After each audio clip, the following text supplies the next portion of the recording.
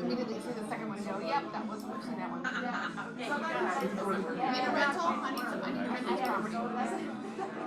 Where is it? Smyrna. Not far from Battery, but it's got a 1-car garage, 2-bedroom, 2-bath, and it always rents so fast, and it's been 60 days and nothing. But you gotta look. Showing. Yeah, awesome. Usually the first person who sees it, I get showings immediately and they take it right away. Whenever I'm like, I don't know where the renters are this year. Whenever I have something to rent, I just do when you it might all know, day Adam's in the like, house and get them all in here at once, and then it's gone. Well, it's a gated community, so I can't get them all in, so I'm like, oh, but that's a great idea. So you can't be spontaneous. Oh, thank you so much. Yeah. Um, I'm open to all suggestions, but that's a good idea. Next one, we have the house coming up. because typically you get so many calls that you wanna run everybody in, you don't want to go like And that's every what I other said. day. I no calls, no Zillows. That's what we even went out and searched. Let's just on Zillow. Right, Yeah, that's on right. Zillow. I've never had one sit this long. That's been And, one of and them. Yeah. Somebody else said put in that it's privately owned and managed. That's a nice plus. He didn't update that. but what about, there's Oh, a, thank you. I wanna call it, I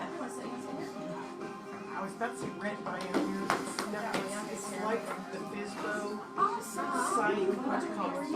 For rent by owner? No, well, yeah, but it's like, but you're allowed to My post daughter went through this now. Rentley? Well, I always get them whenever I have a rental, I'll just but tell I them they're get these working emails on from it. these They're working on a companies. couple. You want it on all that stuff. Okay, because yeah, we've even joined all these Facebook groups and put up on those. Perfect, yeah. We're out market. Yeah, well, I'll try anything. Right. I was out there with a little. She joked, said, "What else can we do?" I said, "We stand there with an arrow and spin the sign in front of the complex." It's odd. So how much is it rent for? We're at 2,100 now, or 2,200, and Two bedroom, one bath. with a Yeah. 1-car garage, and She there are said others she's in the gonna come in complex after for more. 9:30, like 11, And others. 9:30, so we're good. Yeah, the complex itself has a lot. Yeah, so we're priced right. But we've been dropping the price. Alright, so for the sake of time, we're gonna get started. It's 9:30. Good morning, everybody. I do not look as good as Joe. But I'm Jalen Walker. Jim is on a well-deserved trip at the beach, and so I'm gonna be taking care of the team meeting today. Tell us something good. It was a long weekend. Tell us some good things that happened over your weekend. I got a new listing. Congratulations. Congratulations. Yes, thank you. Where is it located? Sprayberry District. Okay. That's nice. Close to Sprayberry. Yeah, so if someone wants to know, it's a great house, but today they said this Thursday. Alright, Whoa, nice. awesome. Oh, that's a Four quick bedrooms, turnaround. bathrooms, very nice, very well maintained, in a nice neighborhood. Yeah. That's amazing. And what Yes. price point is it gonna be around? It's going to be 585. 585? Yeah. Okay, awesome. So if you got a buyer looking in Sprayberry, you know where to find Marla. And anybody else, something good to share? I'll say I put 2 offers in for 2 different buyers, so I'm gonna just manifest that, assume that they're both gonna call me today and tell me we got the houses. Okay, Yeah. that'll be awesome. That would be really awesome. What was the process like in showing those buyers? Well, we were up in Talking Rock, Alaska, Jasper, so that's interesting when they see houses, but it was a good process, but still seeing multiple offers out there. And then over in Swanee, multiple offers again. That's awesome. So they're starting to come back, not a lot, but when there's 3, you don't have as much room to negotiate. You don't have to share too much of like your secret sauce, but how aggressive would you say when it be in a multiple offer situation? How aggressive would you say were your buyers' offers? Varied, like if you go with somebody like a Reed, we're saying 0 finance, 0 appraisal contingencies, and then we're asking for 7 days due diligence, so that way they can get all that stuff done during due diligence, so if we have a problem, we can walk away. Awesome, So we're getting aggressive with the timelines awesome. and going over asking. Okay, that's really good to know. That is really Yeah. good to know. So yeah, good, go with your lenders, don't come with the lender that says Wells Fargo, because you're not closing that puppy anytime soon. Oh, no. This is And you true. can't be nimble. Right. And communication is key. Having somebody that you can communicate with Yes. weekend, after 5, it's very key. And being helpful with the listing agents too, you wanna suck up to those listing agents. What's important to your sellers besides price? Great, we'll close fast, we'll close long, whatever you need, makes it easy for them too. So you can make the listing agent look like a rock star to their clients, that's gonna help your offers too. That's awesome. That's awesome. Did anybody cook anything good over the holiday weekend? Bake anything good? Barbecue chicken. Oh. That's awesome. That's awesome. So we are going to move along. We do have a caravan that is going to be today from 11:30 to 1:30. Miriam DePriest, the home address is 2205 Heathermore Hill Drive. It's in East Cobb. And if you are interested, feel free to reach out to Miriam DePriest. And let's support each other on the caravans, open houses this summer. It's something to build great camaraderie and great community, and maybe an easy way to suggest one of your buyers to go to one of our listing agents' open house. You may be able to put some magic together. So we have a caravan coming up today.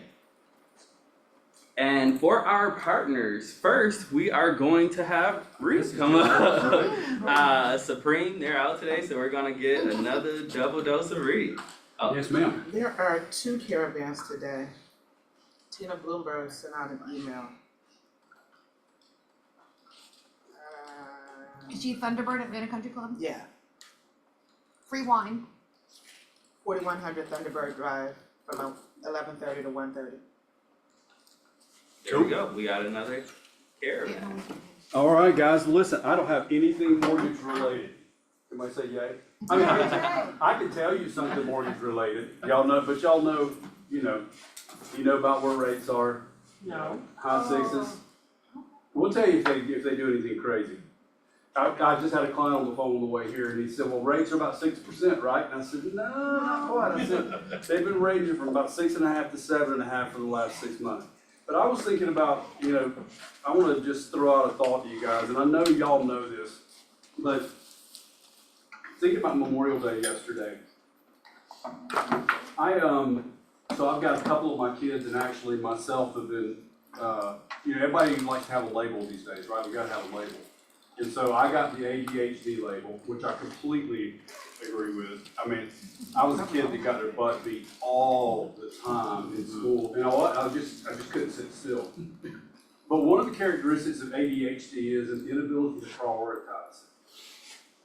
Everything is of equal importance. And that's why somebody with ADHD, they lack executive skills. In other words, the skill to execute and do the thing that they need to do, because they've got 47 things screaming for their attention all at the same time. Now, my kids have got a double whammy, because I've seen my wife so many times say, oh, I need to go get my phone. And she walks out of the kitchen and stops in the dining room, and then ends up in the laundry room, and then goes outside and puts some water in the bird bowl, and then she goes back and she says, now what was I doing?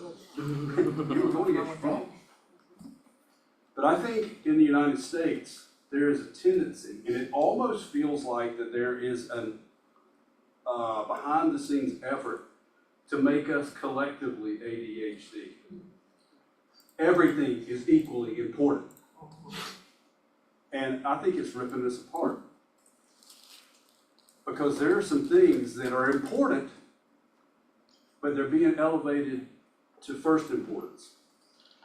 And I think yesterday, Memorial Day, was a reminder. And I think we have to realize that it's those of you who have studied history, or those of you who have traveled outside the country, you realize there is something that has happened here that is a bit different. It is not perfect by any stretch of the imagination.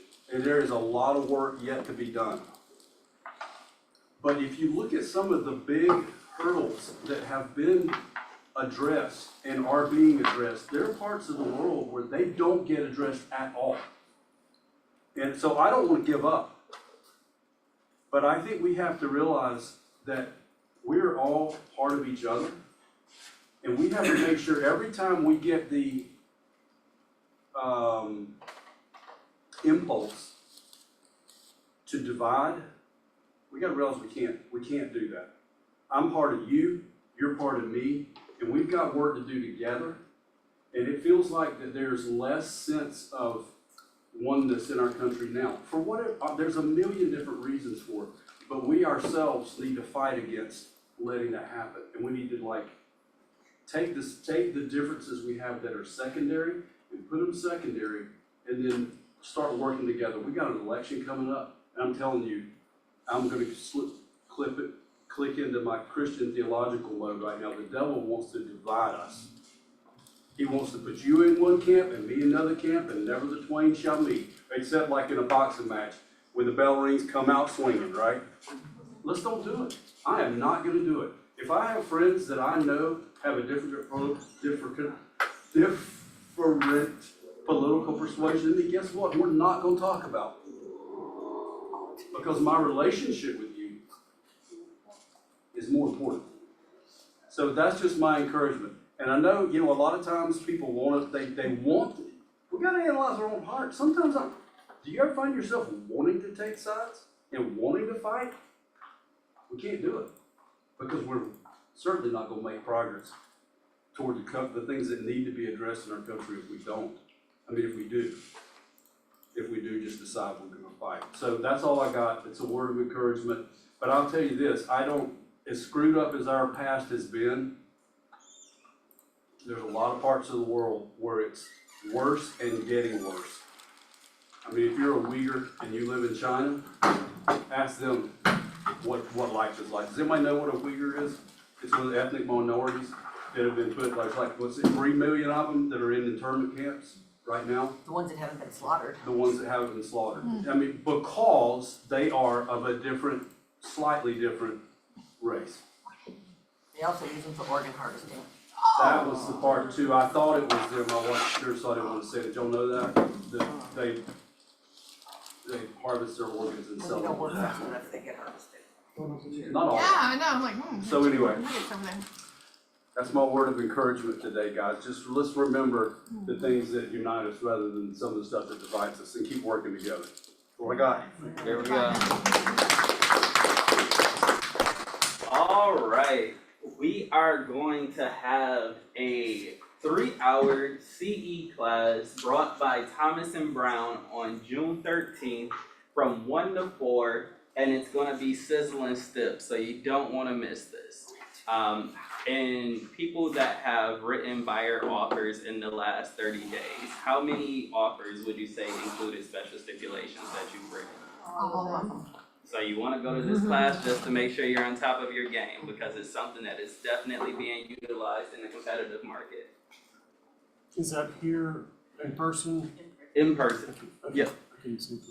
All right, and this amazing breakfast, they did the entire spread. We have orange juice, we have fruit, we have coffee, we have chicken minis. We wanna bring up our very great sponsor today, Wills Trust and Probate Firm LLC. Here you are. And it's not lost on me that there was a caution not to fight, and here comes the lawyer. If you do get in a fight. No, actually, we don't do fights, we prevent fights. Our tagline for our firm is preventing the death of a loved one from becoming the death of a family. We're very much about prevention of family disputes and trying to work around those. So I'm Dawn Levine, and I founded the firm Georgia Wills Trust and Probate Firm. My business partner couldn't be here today, she's ill, so I brought Phoebe, my lovely assistant. Hey. She helped me cart in all that food, God bless her. I said, come on, let's go, we got realtors to feed. So one thing of interest about me is I'm a recovering realtor myself. So I speak your same language, I'm addicted to real estate, so I'm probably gonna stick around until the end because I'm interested to see what you guys will talk about today. I'm still obsessed with real estate. I go to a strange city, and if they have one of those little real estate books, I pick it up. Ooh, what's for sale around here? If they don't have a book, I go on Zillow. What's for sale around here?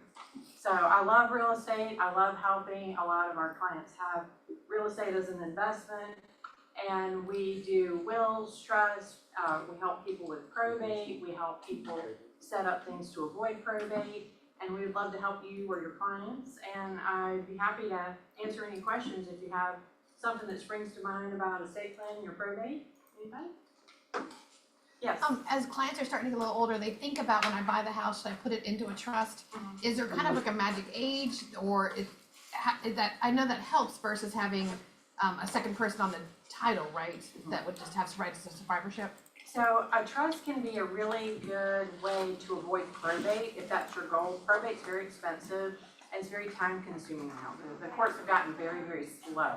So regardless of your age, it can be a good thing because it gives you more privacy if you've lost a loved one, and it's a more nuanced way. So if you have rights of survivorship on a deed, that's usually 2 people. and it can pass automatically between those two. But if you have an asset like a house in trust, then you can have a whole bunch of contingencies built into that. Well, if this person's alive, I want them to get it, and if they're gone, then I want it to go to this person over here.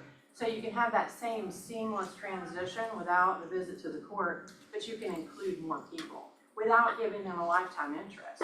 You can still retain the whole thing, but also ensure that it's gonna go to that other person. So that can be a really good tool regardless of their age. So yeah, I'm 56, no kids, so that sounds like that might be a better thing for me, so I don't have to worry about my family going through probate. Yes, and you don't have to add anybody to your deed. But it doesn't take away my owner occupancy status, cause I'm still an individual, even though it's being held in trust You name. can still qualify for all the same property tax exemptions that you Okay. get now. And also, it won't change your mortgage because it doesn't have anything to do with the security deed. It's only the warranty deed that you're affecting, so the lender doesn't care. They do want to get that loan recorded in your name as an individual first, and then once it's recorded, you can move it into a trust. And the trust will use the kind of trust that we typically uses your same social security number, so it doesn't change your taxes either. And then when I go to sell, it's just as easy, I just have to show that paperwork that says, this is me, that's that trust name. So if you've got a property that's in trust and you wanna sell it, there's a couple of things to know. I tell my clients this and I tell them, don't even try to remember this, just before you put it on the market, ask me and I'll tell you again. If you sell it straight from the trust, the closing attorney will want to see the trust to make sure you retain the right to sell. And then the check for the proceeds will be payable to you as trustee, which there's no restriction on it, but you have to deposit it into an account that's in the trust. You should have an account that's in the trust. Some people don't bother with that step, and so that's a little inconvenient. If you don't wanna deal with that, you don't wanna show the closing attorney your trust, or you don't wanna deposit into a trust account, then you deed it out to yourself before you put it on the market, and just sell it as an, Interesting, thank you. you're welcome. Yes. Don, coming behind Christie's comment, because I've started, my wife and I just started reviewing our wills and various, we're about 2 months into it now. Is it my understanding that if you do change the title, Christie, if I understood your question, you have to refile for homestead extension? You do have to do send in the do that, paperwork right? again. So if you change the title, yeah. So That'd be a following problem year- in Cherokee County. What was that? Why is that? That'd be a problem in Cherokee County because I think because they're talking about you have to be 5 years before you get the senior exemption now. You have to live in the county for 5 years Of before. course, I guess you can establish residency, couldn't you? Well, you've still been there the same amount of time. Yeah. You're just refiling the paperwork with a slight change in the name. Yeah. I'm guessing that would not be a Probably, you're problem. probably right. You're probably- We've got lots of Cherokee clients that haven't had anybody have any issues. That's why people wanna move to Cherokee, I don't like that rule. Anybody else? How often do y'all see probates that come through where families or the executors don't have listing agents involved in the sale of the properties? So are you like a for sale by owner where the for sale Well, by just owner when is the executor? I'm just curious if you have a probate situation where an estate needs to liquidate the property and they don't know an agent, or do you ever make referrals like that? Oh, okay. So we have something called Team 100. It's 100 categories that our clients need. And so I am not actively doing the probate cases. I'm doing only the estate planning side. If I had to guess, I'd say that it probably happens about once or twice a month where they need a referral for a realtor or a closing attorney or something of that nature. Does your firm do the probate side? We do probate. We've Okay. got 5 attorneys now, and 4 of them do probate. I'm the only one who doesn't do probate anymore. I have so many estate planning clients that I can't juggle both, Gotcha. because when you do probate, the judge is setting your calendar, and I have so many clients, I can't really afford to Gotcha. do that. Thank But we you. do have lots of referrals for realtors and those sorts of things. Sometimes a probate case will come to us actually after it's already got all the way to the closing table. So if somebody's trying to sell the house, They There's didn't know they needed probate, they get all the way to the closing table and find out, oh wait, you don't own it, grandma's name is still on it. So sometimes it's pretty far down the road once we get involved, but usually we're getting involved much earlier than that. And then we have the opportunity to refer them to people that we trust. Okay. Anybody else? Excellent questions. I'll be hanging around at the end if you wanted to ask me something a little privately, feel free to come on over. Do you have cards? Thank you. Yeah, cards. I do, and we also have goodies. So we have 2 boxes of goodies, we have people goodies, but if you don't want the calories, we also have some dog goodies. So feel free to grab one of those. I'm trying to slim down, I'm trying to look like Kim. She looks like she spends a lot of time in the gym, I need to follow her. Yeah, so feel free to pick those up, and definitely eat all the chicken minis, because I can't afford the calories. Awesome, thank you so much. Thank you so much. Alrighty, Y4C2Ts. We are going to go with Eric. What stands out to you on our Y4C2Ts list today?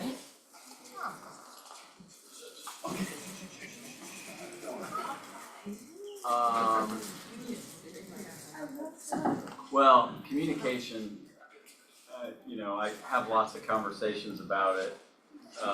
Just, you know, every one of them is important, of course, but to me, in my opinion, every transaction, every successful, you know, interaction, you know, it starts with communication. And things just go horribly wrong when you don't start with just good communication and get it going. So, yeah, that's always it was my major in college too, so I tend to defer to that one. I mean, you paid enough for it, Right. So. No, I love that. I also think that goes back to what Reed mentioned, just sometimes how we can be scatterbrained on where we prioritize our activities. And prioritizing communication can keep things in a minor level. Sometimes things can escalate where it shouldn't if there was just proper communication. Especially in deals, sometimes just making that call to an agent, it can be able to keep something minimal where somebody may not want to pick up the phone, and it can just create an issue. And so I think communication's great. Well, just adding an example, it's like, you know, we talk about asking the right questions and a lot of questions, right? I mean, we run into issues as realtors all the time. The first thing a lot of us, I mean, most of us, if not all of us, tend to do is, well, let's go ask Sherry, or let's go complain about it, or whatever it is, right? Yeah. Instead, let's ask questions with whoever it is we're having an issue with or dealing with. Let's talk about that. Like, say, let's talk about that. Let me make sure I understand what you're saying, you know. Yeah. So that's. No, I think that's great. I would say in a session with my coach, actually, we spoke on communication.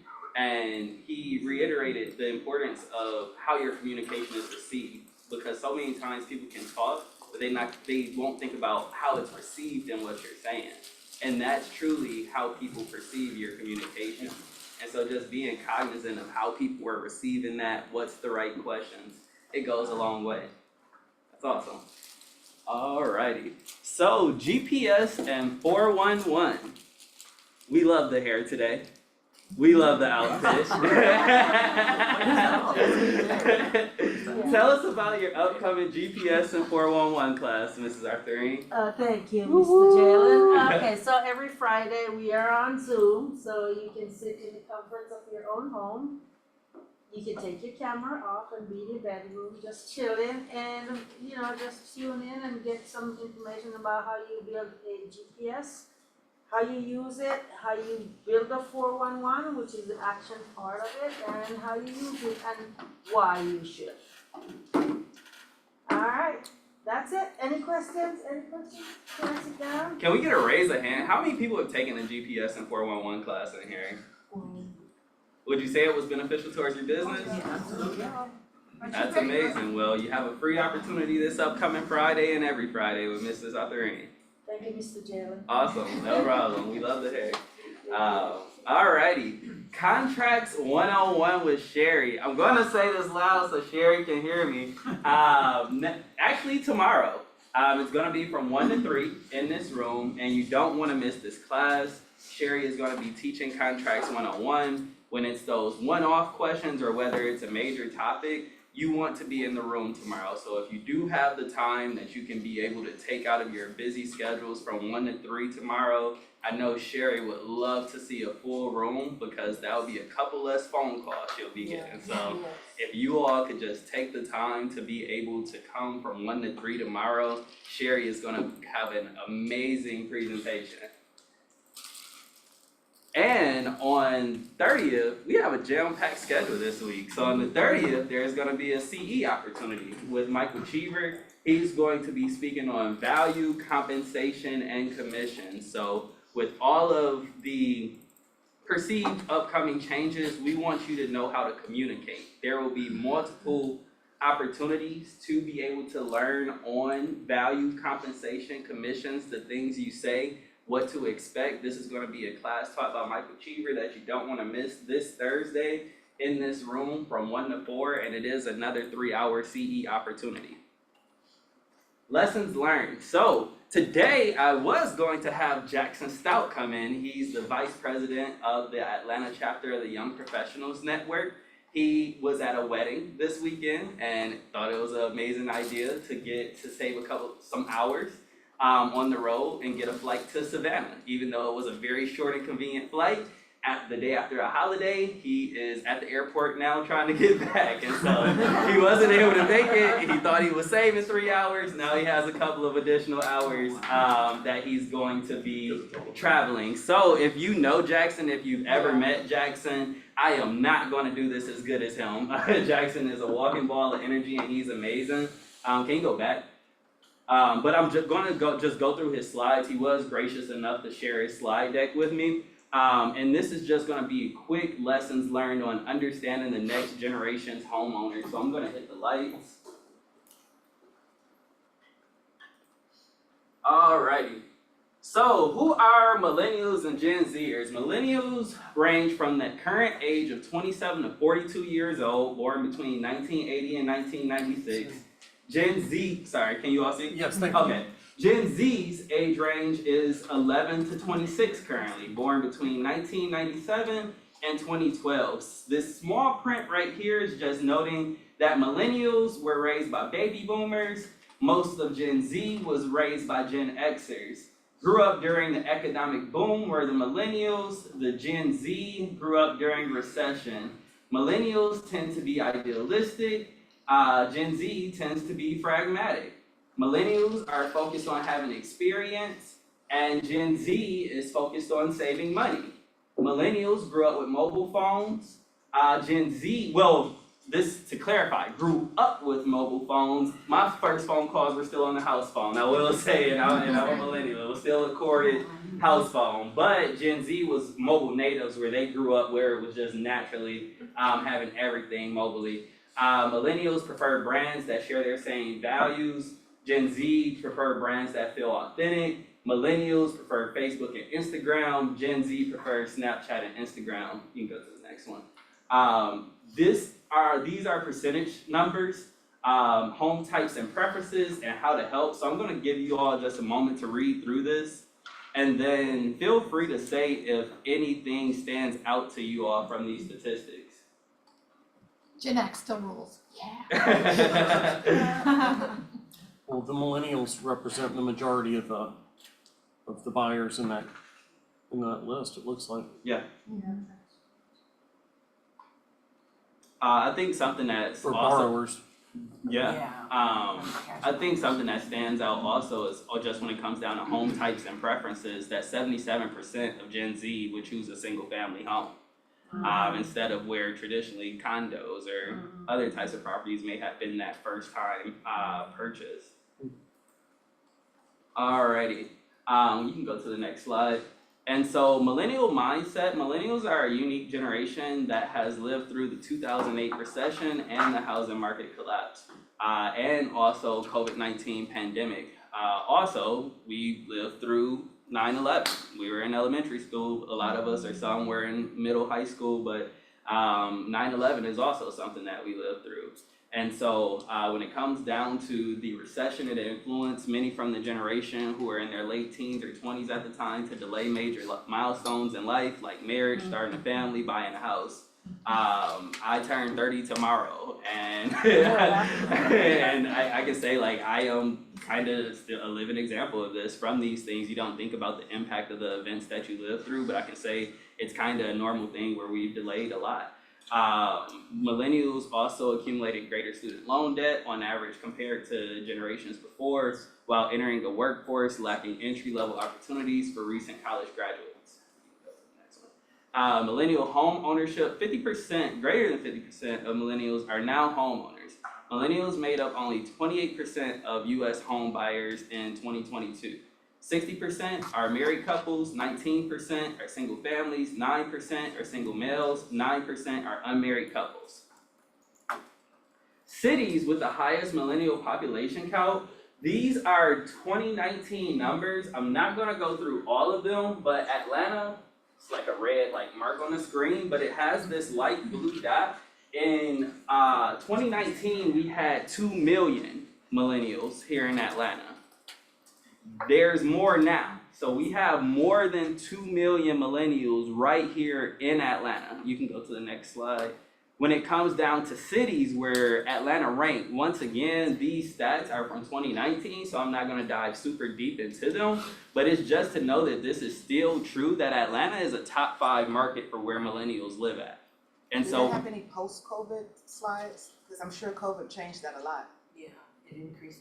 it is definitely a possibility, but this isn't my presentation, so that's the only thing. Jackson is at the airport. I really wish I could get that to you. I will follow up with them, yeah. But I will share that feedback though, because it's great to know, because we know so many people since COVID have moved to Atlanta, and we have seen millennials in the market each and every day. And so it is definitely great to know. But Atlanta, I will say what we do know is consistent is that we are a top 5 city of the population of millennials in the United States currently. When it comes down to Gen Z mindset, roughly 30% of Gen Z are now homeowners. Gen Z made up only 4% of home buyers in 2022. From this room, has anybody done a deal with somebody from Gen Z? 26 years old? Yes, up to 26. 27. Oh, yes. Unless you 11 to 26, I'll give the full range, but yeah, up to 26. And so roughly 30% are now homeowners. Their starting salaries tend to be higher than prior generations, which have enabled them to take advantage of record low interest rates during the pandemic ahead of their millennial predecessors. Gen Z is expected to make up much more of the home buyers in the oncoming years as they obtain job promotions and continue to build up their savings from side hustles. They will find their agent of choice online, more importantly, on their mobile devices. To reach them, you must meet them digitally, online, and mobile. I just saw something on the news where Gen Z's 401ks are doing much better than the millennial 401ks. Yeah. There's data to prove that Gen Z has kind of skipped ahead of a generation due to those major life events and things, but these are things that we don't think about, because you see a 24-year-old, you're not thinking about that. And you think, yeah, it's just some things that you don't think about until you see the numbers, honestly. But what this does present is a huge opportunity in the market for serving millennials and Gen Z. You know, gentlemen, I've noticed a trend just in... Excuse me, sorry, trying to hear you. Yeah, in a small sample size of people in that 26, 27, 28 range that would like to buy a house, but they like having disposable income, and they don't, and it's like, they want to be able to go on a trip when they want to. They want to, the experiences, and so it's like, no, it's not ideal renting, but it's cheaper than buying a house, so I'm not going to do it. And I guess I didn't expect that. Mm-hmm. And I mean, these are the people I'm thinking about are very financially savvy. They save money. They're responsible. They just don't like to be strapped every month, and that's the way they view home ownership. That it would put them in that. So how do you handle that conversation? It's got to be education. Mm-hmm. It's got to be thinking long term. Mm-hmm. That's right. Where are you going to be 5, 7, 10 years from now? That's the only conversation. Mm-hmm. You have a little client, she's 28, she just bought her third condo from me back in March. She buys one every 13 months, and she saves like crazy. And that's just her goal, is she's gonna own as many properties as she Atlanta. can. Mhm. Yeah, Good for her. so. No, that's amazing. I mean, I'm very impressed with her, That is amazing. yeah. It truly is. It truly is. So, Keller Williams YP. So within Keller Williams, there are multiple communities that you can join. There's a sports and entertainment community. There's a military community. When you go to the large conferences like Mega Camp and Family Reunion, there are so many different events and just so many networks that you can join to be able to meet people that are within your network and create referral partners. Jackson this week, YP is having a conference in Philadelphia, so he's actually going to Philadelphia this week, if he makes it to Atlanta. But he's going to Philadelphia this week where he's going to a YP conference, and those are connections to be made where you can get those out-of-market referral partners from being able to meet people, because Atlanta is such a transient city. People want to know Atlanta agents, and so finding a community that works for you is definitely important. You can go to the next one. So this is the KW opportunity map. You can see that there is a wide range, but this is KWRI at the top. And then you have the different coaching networks. But with YP for an agent, it gives you access to the different sectors of KW where you can be able to grow and expand your business and expand your network. And so that is a huge benefit of being able to be a part of a community like YP. You can go to the next slide. What do you get from membership with YP? And I'll just say like what people like want to know at first. How much is it? So if you are looking to join YP, it is $40 a month. But in the collaborative calendar, you get chapter events across the country. The Atlanta chapter is definitely doing great events. You get monthly learning. You do get access within KWYP's leadership partnership. So you get mastering basics of money, crush your goals with the GPS, maximize your potential. And you have multiple partnership opportunities. And even if this isn't something where KWYP is 40 and below. But I will say, even if it's something that's not for you, you can still be able to refer someone, and it may help them to grow an amazing business. And so that's why you want to keep it in mind, because you want to be able to create the greatest network for agents within our market center. You can go to the end. And this is, if you want to learn more about KWYP, you can scan the QR code right there, or they do have social media. But the main reason why I wanted to be able to present this, do you all know Taylor Ingram? Yes. So Taylor was in a car accident, and she is having it's gonna be a strenuous recovery process. And Taylor is the person that referred me to Jim. And so when I called Taylor and talked to Taylor, I asked her, what could I do to be able to like keep your presence here in the office as you're not able to make it in? And she said that she wanted me to keep YP alive because Taylor is the president of YP. So I may not have given the presentation as great as her or Jackson could have done, but I did want you all to know the opportunity that is here for you, and also just to keep Taylor in your prayers because she is going through a good recovery process. And so I appreciate you all's time with that. I'm gonna turn the lights back on. Joe makes this look easy. Alrighty, and so now we're gonna have a conversation with Cindy Contrucci. She was the #1 individual agent last year for our office. Everyone welcome Cindy. Hi everybody, I hope everybody had a great weekend. Thank you for having me, Jayla. No problem. The dress. The dress. Yeah, we were like, okay.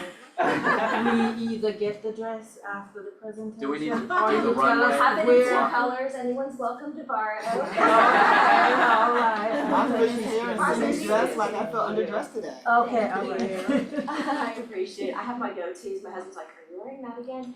I'm like, I have like 4 or 5 that I rotate through, Yeah. and I like to pull them on, and I'm sure Adriana see a couple of them because I've been with her a lot. Stuff like that.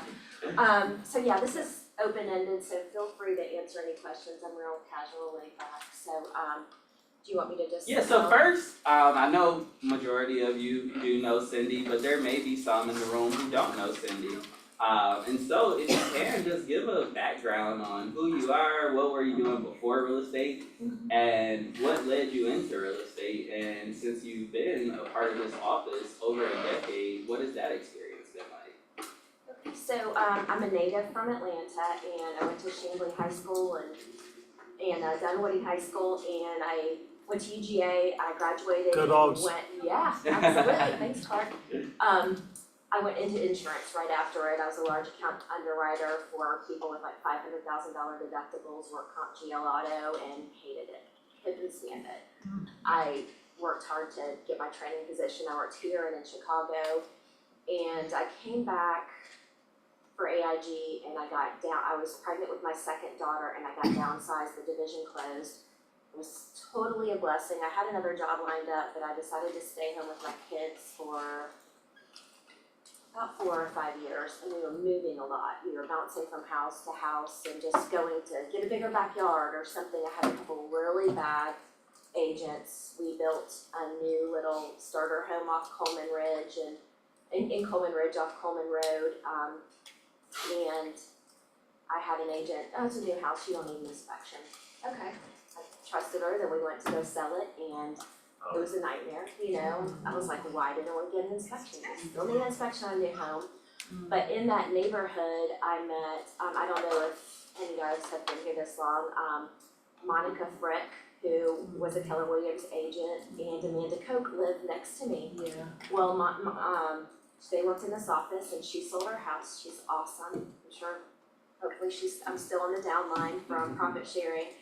But they introduced me to this office, and I interviewed with lots of different people, and I decided just on a whim to get my real estate license. I think my kids were 4 and 6, and I went to classes every day, and then just decided to do this, and I was like, it'll just be something for friends and family. And then it just grew into this nice little thing that it has been. So it was mainly like my kids' school. We were at Mount Bethel Christian Academy, and that became a nice little referral base. And we moved into our neighborhood, and we were the cheapest house in the whole neighborhood, but grew into a pretty nice neighborhood to pull referrals off of. So it's been, I've been here for 15 years, since before Jim. There were 80 people in the office when I joined. Wow. And it's changed so much. I wouldn't leave it for anything right now. The staff is the main reason. Jim's amazing, and it wasn't like the person before Jim wasn't a good fit for me, but I'm thankful that Jim's here now. So yeah, and it's just transformed into a great, nest egg for our family. Some profit sharing and some things like that. That's amazing. That's amazing. We spoke last week, and something she shared with me that you touched on lightly within that is that there was a bad experience with a realtor that motivated you to get into the business. How many of you all could possibly relate to that? Is there anyone in here that had a bad experience with a realtor? Tell us a little bit about it. Same thing, I bought new construction, but I didn't know what I didn't know. So I was young and just thought, well, there's an agent there and there's a builder, and that's all I need to know. And then when we took sleeping bags and candles and dinner that night to move into the house before our furniture came, and it rained and the roof leaked. And so I went down to the trailer and said my roof leaked, and back then, and it's a very long time ago, he said, tough. Oh. So that's when I decided, this is crazy, this is the biggest investment people make. There has to be a better way. So I was angry and got my real estate license, because I said, I'm gonna keep this from happening to other people. Wow. We want to inspire other agents to come into the business, but we don't want to do it through being bad. So don't be that agent. Don't be that agent. We had like USAA insurance, and they said, oh, you use our agent, you get $1,000 back, and I thought, whatever, well, that $1,000 really cost me, and then that's probably what some of, I don't even know if USAA insurance still has that program. They do. They do. They pay the agent like this much, that's Oh, why. yeah, and I didn't meet her till closing, Oh. so that was Whoa. jokes on you. But, So when people think about Cindy, a lot of times they think about the $1 million homes, cause you're a heavyweight, and you've worked hard for it, but when I took a look at your numbers, I saw that you've done deals that are below $1 million. In the luxury experience, no matter the price point, what are some things that you have done to be just genuine and go above and beyond for your clients, no matter the price point? well, I haven't set out to be a luxury agent in any way. I like working all price points genuinely. I mean, of course, the payoff is bigger with the luxury listing and luxury experience. I just like to offer sort of a white glove service, I like to call it, and go beyond. These people in these price ranges usually have unbelievable jobs, either they're retired and living the life and don't need this, but or they're usually pretty busy. So if they need repairs done, I get quotes from everyone. I need to buy a house. I do everything so that they don't have to do it. I'm there to show every listing and, 10,000, 15,000 square feet house. It involves 45 minutes of turning on lights and a lot of, lead time and things like that. As far as getting the listings, it's mainly, your sphere of influence, I would say.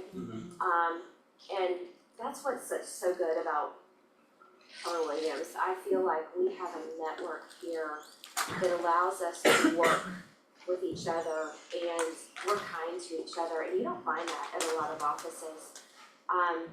It's good to create, I have several text groups and group me's that are smaller groups of agents that we communicate with 10 or 12 times a day, and that's just such good relationships with other agents. And we share everything, like listing presentations, anybody wants me to go on a listing presentation with you, I'm more than happy to. Call me for any questions. I feel like there's enough to go around and we should all just help each other, and you don't find that at a lot of offices. Just for an example, Clark and I just closed a $3.6 million deal. He was nice enough to bring me in on the listing. Well, you're welcome. It was not without blood, sweat, and tears, but it was a nice deal that he absolutely brought me in on, and that was fun. But it was very labor intensive, took a long time, but it was a nice closing. Other agent didn't do his share of the work, and it was a little tough on the other end, but it was. Put somebody in jail. Yes. Oh, Oh boy. yeah. Somebody what? Say that again? We'll tell you later. So- Stories with that one. This is something, in that scenario, granted this was on a $3.6 million home, but Clark, what made you want to collaborate with another Quan agent, and then what made you comfortable in choosing who you chose? Well, so I'll try to give you the Cliff Notes version. So I had just gone back into production, had my license here for 3 days. And I called a friend to just say, hey, what's up? And he had married my friend who owns the house. And he's like, yeah, we're about to list our house. And I'm like, and we have an agent that we've identified. And I was like, well, would you give us, I didn't even know who us was. It was just created in my mind. And I didn't have a clue. I was 4.5 years outside of what we do. And so I got a couple of recommendations here, and I chose Cindy for, her charisma and all that jazz. What was the other question? No, that answers Okay. it. We could not have done it though, it really took both of we had to get creative and we had to actually sit down with all the buyers and sellers together because of some roadblocks we had, and it really took both of us. And I feel like we both carried our weight equally and had to bring these people together to have us sit down because some things were getting lost in translation with the offers, and we ended up sitting down on Sunday and just having everyone together to make the deal work, so, and we did a lot of heavy lifting. Yeah. We got it done, so that was good. And I have another listing with Miriam DePriest right now, which she's nice enough to bring me in on, I adore her. And I just have a lot of good friends in this office who, if we're having a bad day, we just call each other and we're like, oh my gosh, guess what just happened? So-and-so did this, so-and-so, and we just listen to each other and let me know. I mean, it's such a great, friendly, nice, let me bounce this off you, I need this, you know, and it's just a great place to be, and I don't think any other offices that I've heard are like that. That's amazing. Marlon? Yes, when you are in those price point, listings that you are, so how do you, come up with the comparables and the right price? Because, you know, all those houses, I'm right there, you know, with buyers in the price point above the 1.5. But it's just, for me, it's so complex to understand, you know, a comparable in that price range, because, you know, every house has, so much luxury or so many things, so it's hard to determine if a house is really overpriced or not. So how do you approach that? Well, Mark Darden with DS Murphy is a wealth of information for me. His kids and my kids have gone to school forever together, he's a friend, but if I pick up the phone and call him and say, okay, what is the adjustment for this on this, he'll just tell me. Sometimes I do have to have a pre-listing appraisal. Sometimes there's enough comps to say, okay, this is my range, this is where I need to be, and you let the market test it, and you give it a certain amount of time and you drop the price. But most of the time, you can sort of have a good range, and then I call Mark to tweak things at the end and say, what do you think about this? I mean, I just sold one last week though that had a $3 million pre-listing appraisal, and we sold it for $2.4. So there is a very subjective element to an appraisal, and Yeah. 3 different appraisers are gonna give you 3 different numbers. And it doesn't matter that I had a $3 million pre-listing appraisal that had some backyard issues. So no buyer was willing to pay that to not get that. So you represent the buyer and you will go with an appraiser before submitting the offer, or how does that work? No, as a seller, I would As a say, seller, you're yes, talking about yes. as a seller. Wow, Yes. and if you represent the buyer, I'm gonna tell you, right, I mean, I'm in negotiations with one house. I were in that price point and the difference is $11,000, and none of the parts want to proceed, so this is. $11,000 difference on a house of that price. Right. Is an appraiser problem. Yeah. That's ridiculous. Yeah. So, but you know, at that point, an appraiser's not gonna, I haven't had much, you know, I haven't been very successful at challenging an appraiser, so Okay. it's. Cindy, adding on to Marlon's question, how often then would you say as a seller's agent do you do a pre-listing appraisal? I mean, roughly, is it regularly, is it I just? don't think we did one, Clark, did we do one on Wednesday? It ended up, we had comps in there, and Yeah. we felt like we didn't need one. Yeah, And even that, as you know, is subjective. right. I would probably say 1 out of every 5 or 6, if it's an anomaly, if it's so much different from everything else and I'm really having a hard time. But if you really drill down to the school district, the size of the house, the features, it takes some time, but you can really get pretty close. Do the sellers typically ask for the appraisal versus you suggesting it? For the ones that do get it? No, I've really never had a seller say, let's get an Let's do it. appraisal. But if they're questioning my value, Yeah, then it comes questioning up. what I'm suggesting, then I say, okay, we'll get this and we'll use it as a tool. Right. It doesn't mean we can either keep it in our back pocket and not bring it out, but if somebody's questioning it, then we can bring it out. So, and for example, in this case, he got the client and he was looking for someone to go with him to the appointment, but the seller was already talking to someone else, right? So what do you think was, I mean, I know it was your experience, but what was the thing that you brought to the table that made them decide that it was you, the team that they wanted to work with? Well, I know Clark had worked with the seller before, they knew that they liked him. We went on a big listing presentation and I think we did a pretty good job with everything The funny thing was Cindy is like, if you call her, she's like she's busy all the time. And she takes your call. And, they were about to meet with you were going out of town and everybody was going out of town but me. And they said we can do it either like in 2 days or we can do it in like 9 days. And Cindy was like, let's do it in 9 days. We ended up doing it immediately and they never met with the other agent. So one of the ahas for me was be the first agent. Yes, never put her off, because they'll sign with the first, a lot of times, so always, you don't wanna act like you have a busy calendar when you don't, because that's just a bad tactic. I'm like, I can be there tomorrow, I will clear my calendar, I will throw a listing presentation together, and I'll be there.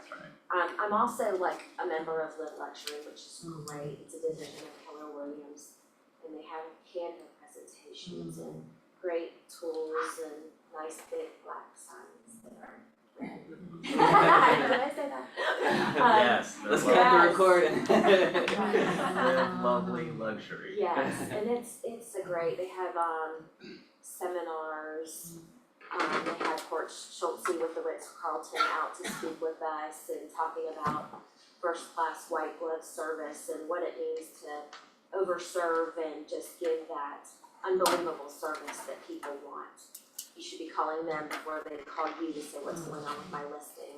I'm one thing about me is I'm crazy about my time management and I'm always doing 12 things at once and I can't sit through meetings very well. And honestly, that's my We're grateful for your time. Well, no, I'm here, I'm talking, so it's, and so, but I'm a big multitasker and I'm crazy about other people's time too, and I'm not gonna, waste anybody's time while I'm doing it. And so I just like to be overly communicative and overly not wasting time, but I'm like, this is what's happening.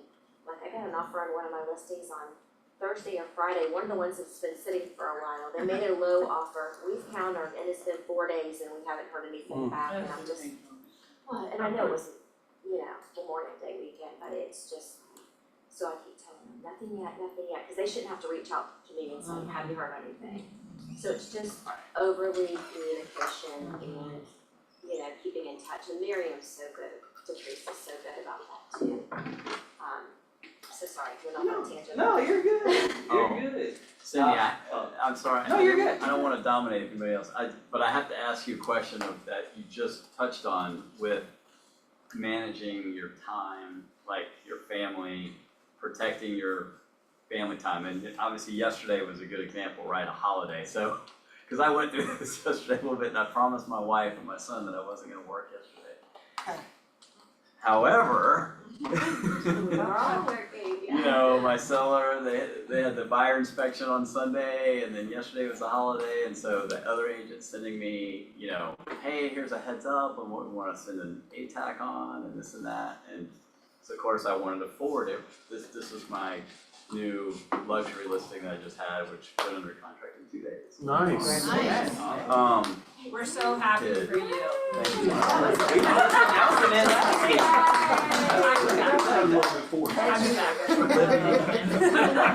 Where do we begin? I'm just kidding, I'm just teasing. Did you make an offer on it? Yeah, we were second place. No. That's the difference.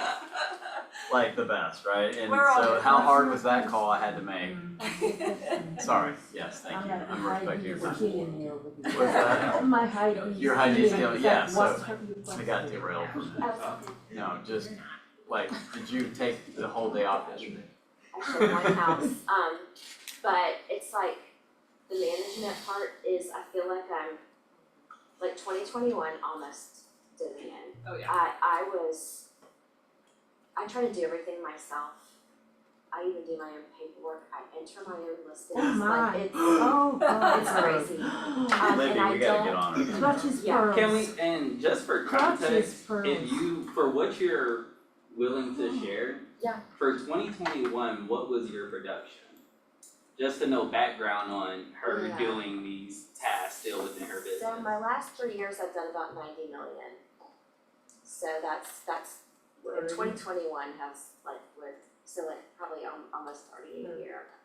The 2022's dropped a little bit, but I actually, I hate to say it, I find it soothing a little bit to like, bam, bam, bam, send it over, send it over, send it over. And I did have a closing coordinator at one time, and some things happened and they let someone go, and I don't know, it was a bad situation, I didn't like that they let that person go, so I got rid of that company. And I can get a closing coordinator again. I do low number of transactions. I do like, you probably know better than me, 20, 25 transactions. And I'm not heavy transaction. So like, I have a listing hitting on Thursday, and I did all the other stuff last night when I get the pictures, it's boom, boom, boom, and I know which pictures and I want like, so Kimberly does a great job, and I could be like, can you do it? And I think she went with her for us, and that's great. So if I did get bogged down, I could get some help, but yeah, that's my downfall, and I know it's my issue, and I have a little control issues. No, that's amazing to share, just to show that it's possible, but you have to find what works for you, because what works for her may not work for you, but you have to find what works for you. So in the room, what realtors are in here that has had their license, let's say 3 years? Who's 3 years and below?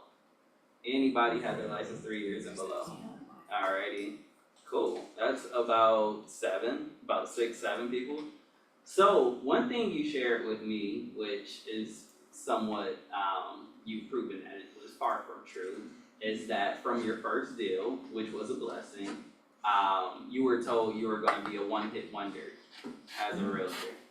And so you're here 15 years later to show that you're actually a 15-year wonder and a very, very successful, amazing realtor. How did you overcome that pushback coming from a place of leadership for you at that time? Yeah, this is crazy, but my first deal ever was someone who, it's totally a God story too. Like my kids were in this new school, Mount Bethel Christian, and it was like a great place for them. My husband was going through some job changes, and he's like, we gotta pull the kids out of school. And I'm like, oh my gosh, I just happened to get my license at the same time. Somebody from that school called me and said, I wanna buy a lot on the golf course. I'm willing to pay cash, no appraisal, no inspection. It was $1.3 million. That was my first deal ever. I had no idea where the forms were, no idea how to do anything, but I called Amanda Koch, who was still an agent in this office, who's amazing.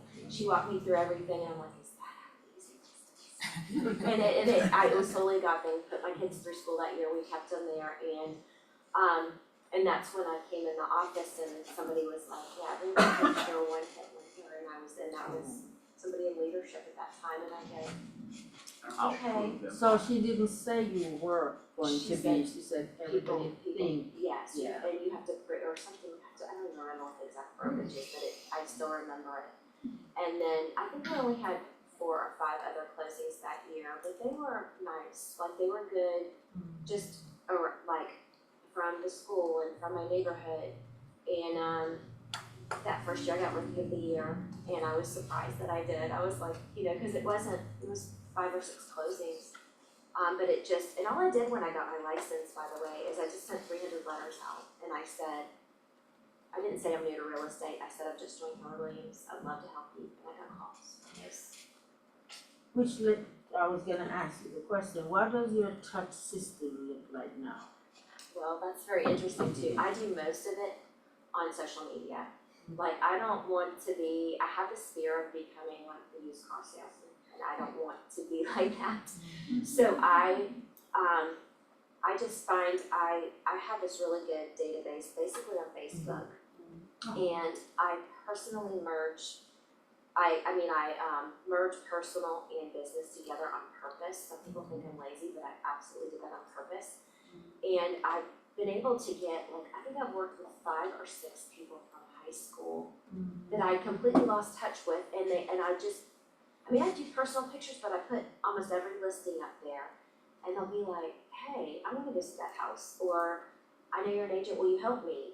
And so like my high school, like, you know, that's So question, are you using a business page or your personal page? my personal So that's what she was just saying, But you she's, can't run ads on your personal page, so you don't run ads. No, it's No. not ads, but when I have a new Oh. listing, I put the new listing up there. And then I've had people from like my kids' soccer team 5 years ago that is like, we wanna go see that, well, we just sent that listing to a friend. And I mean, I've sold houses off social media, I do not email people regularly. I don't do that, I just do mostly, I try to like comment a lot on social media, and I was just doing that to be nice, I didn't think it did anything, but it keeps people engaged with you. Now I've realized that that's probably a good thing, but I'm pretty lazy with the touch, just to say that, and I don't want people to be like, oh, it's unsubscribe. So anyway, I'm not good with that, but it's mostly social media based. And how often do you post? Do I just wanna get a listing or something like that, or if something comes up, now on Instagram I have separate, but I don't have huge, I just started my social media, Instagram just recently, so. but I think one thing that I got from the conversation with Cindy is her engagement. So even if it isn't post, commenting under people's posts, that's something where your name is popping up. It's not just them that's seeing that, it's their followers also seeing that. When you're that name in your neighborhood or community, they're like, oh, that's that realtor, I might click on her page, and then that's where she said what she does post is her listings, but you have to find what works for you. Yeah. And from the YP presentation, that's kind of why I wanted to partner Jackson and Cindy together, because the market we're shifting into, that just showed more than half of it is gonna be millennials and Gen Z. And where they're gonna find their realtor at majority of the time is gonna be from a technology device. Libby. I wanted to share one thing, Cindy might remember this. Cindy really does come from abundance, right? I feel like when I was kind of newer in real estate, it really felt like, okay, so I shouldn't follow or be friends with any other realtor because I wanna be the realtor of choice, and so I shouldn't do it.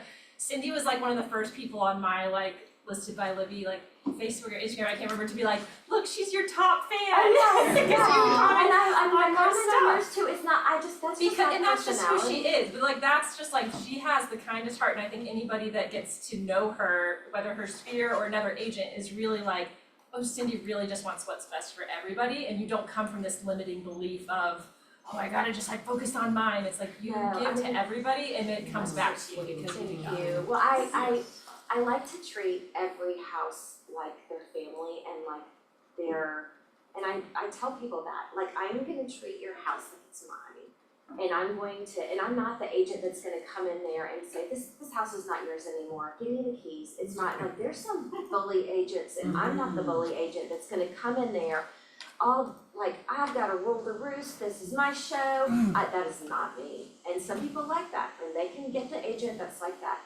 And I leave the closing table, and I think Libby and I have the same style, and I'm such good friends with the people, like, I get sad for not communicating with them anymore. And my best friend right now is like a friend that I sold her house in River Club 12 years ago, and we walk regularly together, and I said, you're the best thing that's ever come out of real estate. And she's given me lots of referrals, and I just think that, and along those same lines, and this is something else I was thinking, I think some of the agents who have been in this business for a long time came from the mentality of fighting with other agents. And I think that you don't need to burn any bridges with other agents. And if I get 12 offers in, and who am I gonna suggest to my seller that they work with? The easiest agent who we know is a nice person, easy to work with, not the agent who's tricked me. Like, I had one agent do something to me in the very beginning, when I first had my license, I will never forget it. And I will never forget how she made me feel. And, some agents who've been in this forever and ever and oh, I wanna preview your listing, but you can't come preview mine. And I'm like, that just puts such a bad stigma, and I'm like, and I even, like, if we know that we're going on listing presentations against each other, like, that's very rarely that happened, but, you know, call them and be like, you know, they're great, go with them if you like them, I can't say anything bad about them, so there's enough for us all to go around, and we just have to work together in this business, because, you know, it can be rough, and it takes a lot of your time, and like you're saying, it's holidays and weekends, and yes, I showed a house yesterday, but it's like both my kids are in college right now, so they're all, I mean, they're home for the summer, but it's different than when they were little. It was really hard. And neither one of them want to do this now because the sales. So, hard. So I have a question. Cindy, you mentioned when you were first starting that you built this nest egg for your family, and you sent your kids through private school. And my question is, now, much later, 15 years later, I assume that nest egg has grown and hatched and, you know, is running around the yard somewhere. But here's my question. So Gary Keller, when he wrote The Millionaire Real Estate Agent, identified in the 50 top agents that he interviewed to write that book, he identified one common trait in the top producers. And that was they all had what he calls a big why. So my question for you is, what's your big why? What fuels you day by day? Why do you keep doing what you're doing? My kids, absolutely. Like, you know, nothing makes me more happy. Like, I would do anything for them before I would do it for myself. And my oldest is getting ready to go to dental school, and she wants to, and I'm like, if I can help fund that, then that is great. And I never thought I would do this. I never thought it would turn into this. And it could end tomorrow. That's the thing. There's no promises that it's going to be that you know, I can tell nothing next year. And I think at the end of the year, the awards ceremony is sort of like into the next 3 months of next year, and I'm like, I feel bad taking this because next year could be nothing. Like, there's no promises. It's feast or famine, right? So it's just, you've got to hope next year is good and pray but we all have to build those nest eggs because we don't know what next year will bring. That's amazing. One thing I want to just mention, it's Tuesday Caravan Day. We could take a caravan down Roswell Road, go to 10 different real estate offices. But something that Cindy shared with me is that it's the people that make the office. It's the people that has kept her here for 15 years. Just in this natural conversation right here, there's so many stories of collaboration that have already been shared. And so that's something where there's such an amazing opportunity at this office. Last year, we were $400 billion away from being the #1 office in all of Atlanta with 300 agents. That would not happen without the right people. It would not. And so that's something where in a collaboration story like this, or just being able to call someone, that doesn't happen everywhere. And this is something where we're reaching the market at all price points. So you definitely just don't want to take that for granted. One thing that I want to ask you about, your neighborhood has been a huge influence in building your farm. When we spoke, you mentioned that there were some older agents at that time that had more of a dominant presence within your neighborhood when you were just getting started. How did you grow and still stay the course and be in that neighborhood expert where there were already agents that were doing more business than you at that time? I mean, I think just showing up for events and things like that, and now they've naturally decided to retire and not do so much in the neighborhood anymore. I honestly have not farmed my neighborhood until a year or two ago, and I've only sent 2 things out. Like I said, I want them to come to me. I don't want them to be, oh God, she's asking me about this house and this house, because I was on a walk yesterday and some car pulled up next to me. Hey, what did that house for go pour down the street? And I'm like, my daughter was with me. Does anybody ever stop, Mom? And so, but it's good, you know, any party or neighborhood thing I go to, people are, I'm sure with all of you too, it's real estate, and it's nice to be known for that, and but no, these people naturally, I think, and I always respected them, and they always, you know, they did a great business, and I never like tried to take business from them, but I just think they decided they were tired, and we just naturally moved in, to the place. But, I will second that. My aunt in her neighborhood, she's a retired Harry Norman agent, and by golly, she lets me know what Cindy Contrusi's got under her listing. She does, and so those little old ladies, they keep an eye on it, and they're, you know, she's like, she sells a lot. Can I ask you what neighborhood you're in so I can pick a different neighborhood? well, I'm in Atlanta Country Club, Okay. and I moved in there, when my kids were, I didn't have my license when I moved in there. We moved into the cheapest house in the neighborhood. Yeah, so it was, and I had no idea, I didn't move in there on purpose, it was just, so it's Smartest been- investment you made. Yeah, it was a great, yes. Yeah. So I will say that, I mean, one thing that I think you've done great is you're so targeted, like into your neighborhood, and you do so much in this area. I get a fair amount of luxury now, just having grown with my clients, but it is out there. Yeah. I have a Ella J, I'm getting listing a Talking Rock this week, and you know, it's harder, you know, like I mean, comps, there aren't any, Yeah. you know, I mean, there's nothing like what you're finding out there with acreage and whatever. Do you get out of the bubble much, or? I mean, I had one Canton last year, that actually, I brought Nina Poirier on with me because I was like, I don't even want to go to Canton 27 times, and she's like, I'll do it with you. So I just happened to be talking to her about it, and I was gonna just let her have it, and then I was like, no, this is a good referral from a good person. It was a buyer. Listings I have had, you know, one in Cartersville.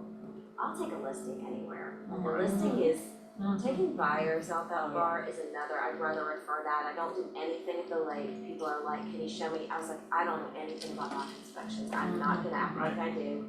I'm not gonna, so I refer those. And I probably could learn, but I don't know that I'm gonna be driving to the lake to show things. So, you know, so that's about it. I mainly, and sadly, it's hard to find a house under our own farmers in Walton schools. That is crazy that we've gotten to that point. And I have flipped 2 houses in my 15 years, and I wish I'd kept both of them without selling them. One I made money on, one I didn't. So I tried a little bit of that. I'd like to do that again. So I do have a little bit of profit share.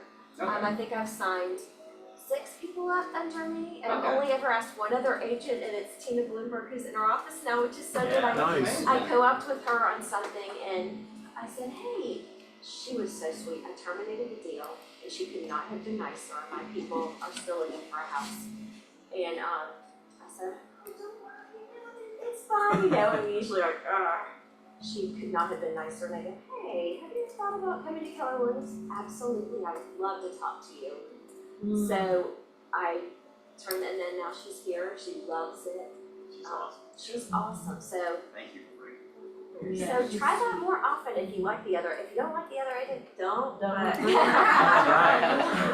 Good been job. like a good, you know, it's nice to get just a little bit, I mean, it's not a huge amount of money, but it's a good, you know, couple $100 every now and then it's nice to have.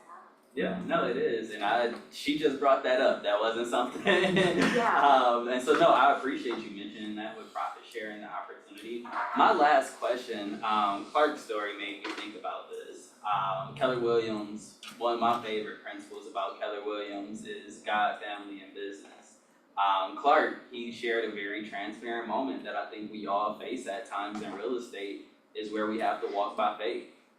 Like he said, he didn't know how or what, but he knew that Or he who. was gonna, or who, but he took that step on faith and made it happen. And now they're closing on a $3.6 million home. So just what's one story or situation where you just had to take a step on faith and it worked out? Well, that first story about getting my license and I did not, you know, I was like, I'm gonna have to pull my kids out of here, let's see what happens, and this person magically shows up with this closing, my first closing ever that allowed my kids to, and they were from my kids' school and the neighborhood. And I think, I'm trying to think of, there was another story too that happened recently, it's leaving my mind, but it's like, oh, and just this past year, my husband has been in another job change and he's been out of work for a year. Well, that's when my business has been the best. He just accepted another job last week, so I'm happy about that. But it's like God shows up when you need him to, and that's what and you know, you never know. That's what I say. You never know what people are going through, and so it's just like whenever, you know, the past 2 or 3 years when we've needed it too, it's been a really great thing, and I think Clark's seen some God moments also. That's amazing. Any questions for Cindy? Any questions? Events, end of the year events, any events You with your mean for clients? clients? With your I clients? have never done a client event. We gotta And talk I've through thought this about year. doing one, which is great. I sound so lazy right now, but I thought about, like, I just sold a house off market. I live in like a double cul-de-sac, so there's a cul-de-sac here and a cul-de-sac here, and I'm at the end of the cul-de-sac, and I just sold a house off market, and the Sweet family is moving within our neighborhood, and I'm like, okay, I wanna have, to sort of welcome them and have a whole neighborhood event. That's been on my radar, but I'm so busy doing all the work myself that I need to delegate that. Get your daughters to help you. Hire them. I was like, I want a food truck or whatever, and jumpy and all that, so that's on my radar, so I know to do that. And I have to have this fear in the back of my mind that nobody will show up.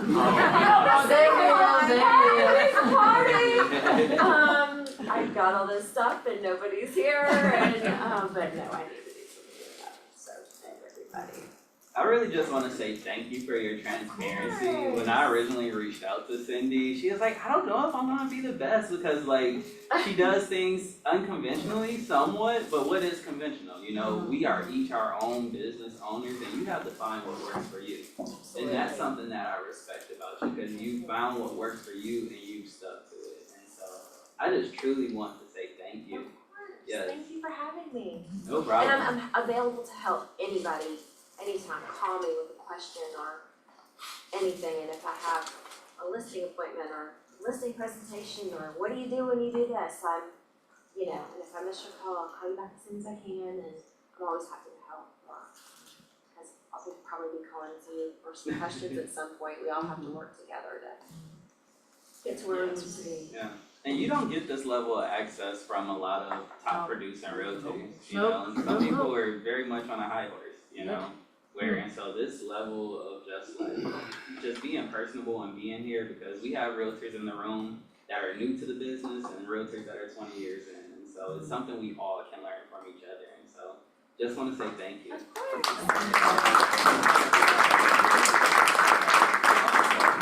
Eric, do you have something? Jalen, this is an announcement, a PSA from Tina, speaking of Tina Bluma. yes. She is doing a broker open today at her, speaking of, Atlanta Country Club listing, 4100 Thunderbird Drive. From 11:30 to 1:30, first 10 agents get 3 bottles of wine. Oh, yeah. I got another And Marianne DePriest is having one in Heathermore too. I was supposed to talk about both of those. So Good. she's very close. I have the addresses if anyone needs them. Historica High Dairy is also having a caravan at 1278 Plaza Avenue from 12 to 2 Where's in that? Atlanta. So we have a number of caravans. I do want to say the month of June, we are going to have a growth challenge in the office. And so we're gonna have a challenge focused on recruitment for the office. There's gonna be a first, second, and third level prize. And if we hit our ultimate goal of bringing in 20 gross agents next month, there's gonna be a fun surprise for the office. And so the goal for June is gonna be able to have our best month ever and bringing in 20 agents. And so we're going to need you. Agent referrals are the #1 converting source of bringing agents into the office currently, and that's just something we were talking about within the Rawls group. So if there's anyone that you know, don't hesitate to connect us within a group text. You can just put us in a group text or send us a group email. I would love to be able to speak with them. Jim would love to be able to speak with them. And we just want to grow this office to be amazing because, as I mentioned previously, we're about 400 million from being the #1 office in all of Atlanta. I believe we can be the #1 office, but it's going to take working together. And so, does anyone else have anything else before we split? General, I think the fun surprise might be motivating for people to work hard towards. To know, so we're gonna roll it out next week, but it's Alright. there. I'm just gonna say we're gonna roll it out next week. It's gonna be rolled out next week, but it's gonna be a June growth challenge, and we are looking forward to having some fun this summer. So I hope everyone has an amazing day. Go out and support each caravan, and have a great one.